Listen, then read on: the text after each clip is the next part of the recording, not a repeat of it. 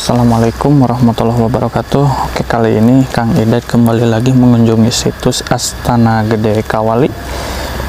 Nah, kita seperti halnya video sebelumnya bahwa ada 6 prasasti yang membuktikan keberadaan dari Kerajaan Galuh, bukti premier yang sulit terbantahkan. Oke, kita mengunjungi satu persatu prasasti tersebut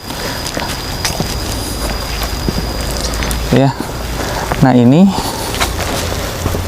adalah hasil ekskavasi. Ini seperti struktur jalan pada saat itu yang telah berhasil ekskavasi. Nanti kita juga melihat ya. Oke, bismillahirrahmanirrahim. Ini Porman. Nah, ini keterangannya ke prasasti Kawali 1 2 dan nah, ini prasasti Kawali satunya.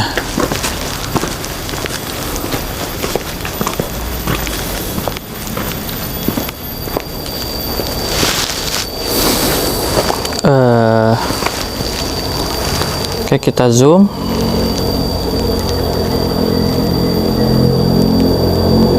Bisa terlihat ya teman-teman, ini alih bahasanya. Yang bertapa di Kawali ini adalah yang berbahagia Prabu Raja Wastu yang bertahta di kota Kawali, yang memperindah keraton Surawisesa, yang membuat parit sekeliling ibu kota, mensejahterakan seluruh negeri. Semoga ada yang mendiami, memberikan, berbuat kebijakan. Ini dia prasasti Kawali 1. Nah, alih bahasanya yang itu ya tadi. Kita zoom. Ada lambang.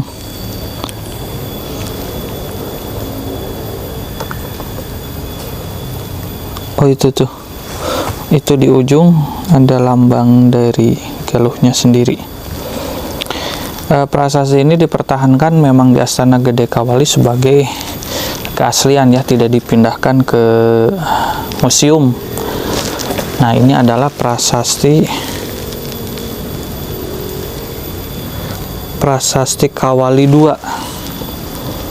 Nah, oke, kita lihatnya dari sini. Ini lebih tegak. Nah,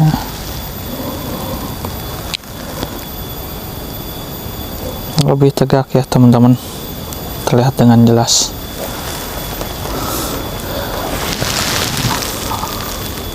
Oke, kita zoom.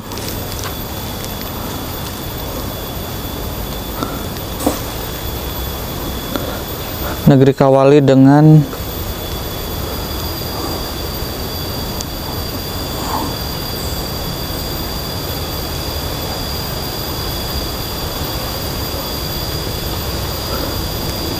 nah, ini ya garis merahnya memang menjelaskan bahwa menyebutkan Kawali dengan jelas, sebutkan juga dengan jelas, malah dengan nama rajanya. Oke, kita lanjut. Nah, ini batu-batu ini hasil juga ekskavasi ya. Itu bentuk mungkin denah pada saat itu. Ini tempat siapa terlihat ya. Tuh bentuk, mohon maaf itu batunya. Nah, ini prasasti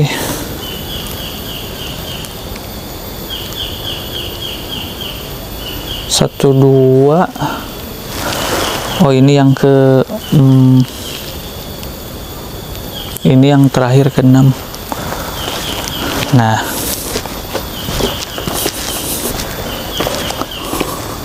oke, kembali lagi dari sini. Jadi 1 2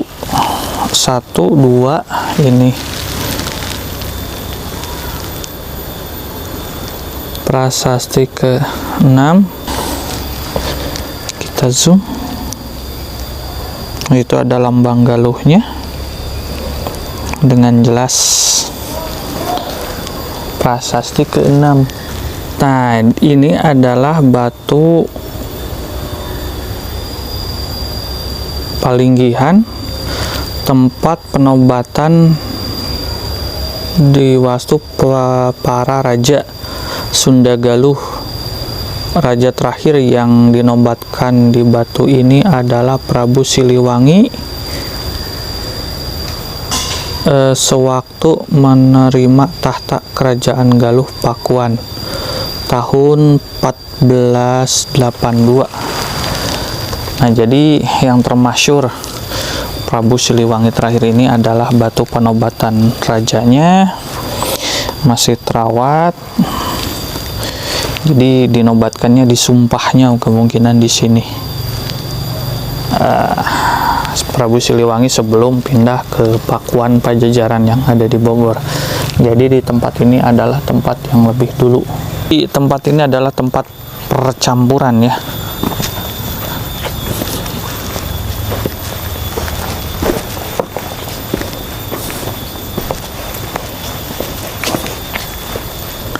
Nah, ini prasasti, mohon maaf,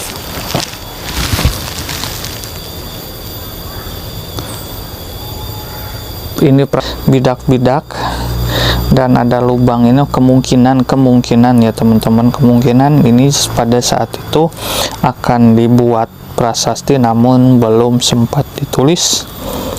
Dan ini adalah dua telapak kaki, dan itu telapak tangan, dan diyakini ini adalah telapak kaki dari Kanjeng Prabu Nisikala Wastukancana. Oke, berlanjut yuk.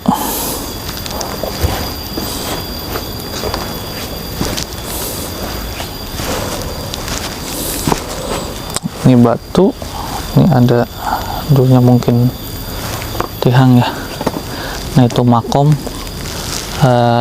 dalam Adipati Singacala, penyebar agama Islam di wilayah bekas kerajaan Galuh. Beliau utusan Kesultanan Cirebon.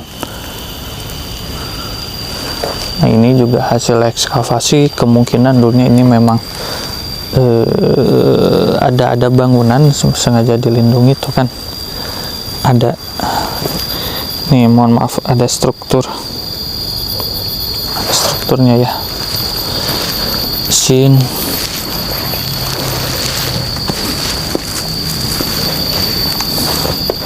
Nah, nih kasnya, terus juga ini batu. Bismillah. Ini goresan-goresannya.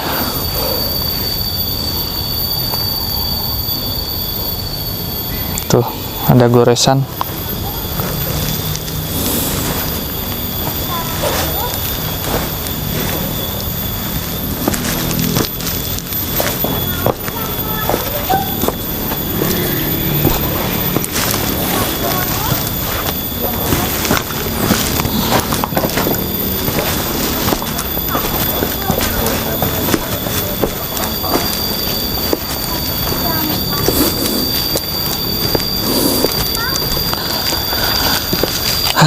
Dan inilah makam terpanjang. Ada memang kemungkinan beliau waktu dulunya adalah panjang, mempunyai badan tinggi, atau memang beliau mempunyai jabatan tinggi. Ini adalah makam Pangeran Usman, utusan dari Kesultanan Cirebon yang bersama dengan Dalem Singacala untuk menyebarkan agama Islam di wilayah kerajaan Galuh.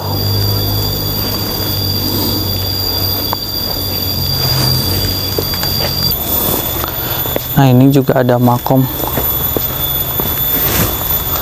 maaf, itu makam kecil. Nah, ini juga, ini yang struktur, kemungkinan dulu ya, jadi ada tempat-tempat, dan diyakini tempat ini adalah dulunya ada semacam kabuyutan yang kemudian jadi pusat kerajaan.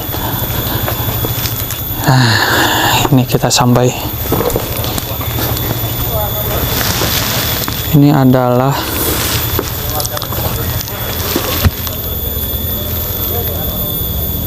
prasasti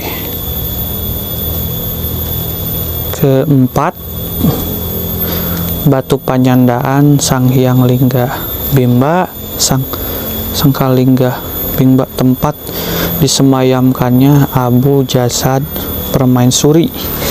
Jadi disinilah diyakini teman-teman sebagai tempat Abu Jasad dari Permaisuri Prabu Linggabuana. Nah, kita ke sebelah sini. Bismillah. Nah, kita mengintari. Ini kebanyakan memang batu-batu menhir ya. Tadi juga di mana itu teh? Di makam Pangeran Utsman juga. Nah, yang ini oke, dari sini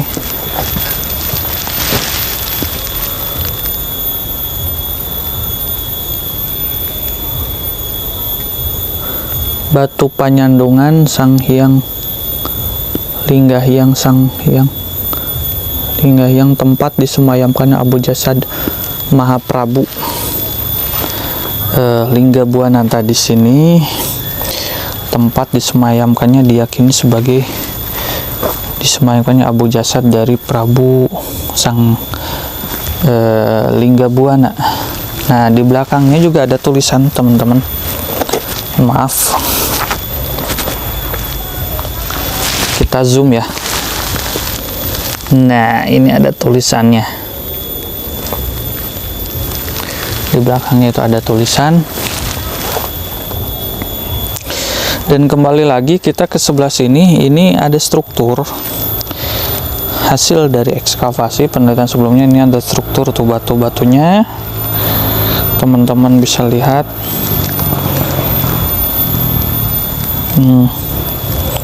Dan diyakini memang Astana Gede Kawali adalah situs kelima dari Kerajaan Galuh.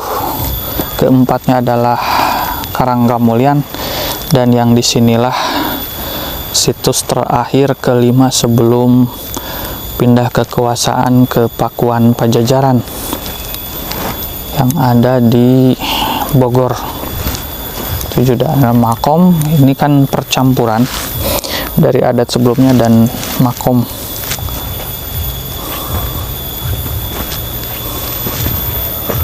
Itu juga makom.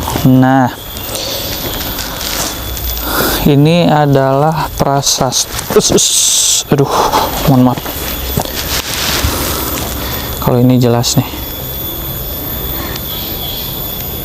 Di sini adalah batu Pangentengan, tempat disemayamkannya Abu Jasad Putri Diah Pitaloka yang akan dipersunting sebelumnya oleh Prabu Hayam Wuruk, tapi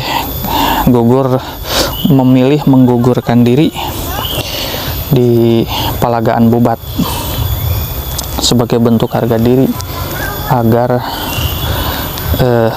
tidak menyerahkan atau tidak dibawa ke Majapahit. Nah, ini juga sama, tunggunya batu menhir, dan di situ ada semacam batu yang ada air, disebut juga batu Pangentengan. Oke, itu prasastinya. Jadi 1, 2, 6 ada tulisan, 4 yang tadi Linggahyang, bukan yang 4, yang Permaisuri 4, 5, dan yang 6 ada tulisan itu ya, ada. Nah, tadi ada kesalahan, prasasti Kawali 1, 2, yang sebelahnya prasasti Kawali 3 yang ada telapak tangan dan telapak kaki. Ini prasasti Kawali 4-nya yang batu Panyandungan. Prasasti Kawali 5 batu Linggahyang atau Permaisuri mungkin ya. Ini yang ke-6 yang sebelah sana, dan ini batu Pangentengan dari batu dekat Abu Jasad dari Dyah Pitaloka. Ini dari hasil ekskavasi, ini keterangan makam-makam yang berada di sekitar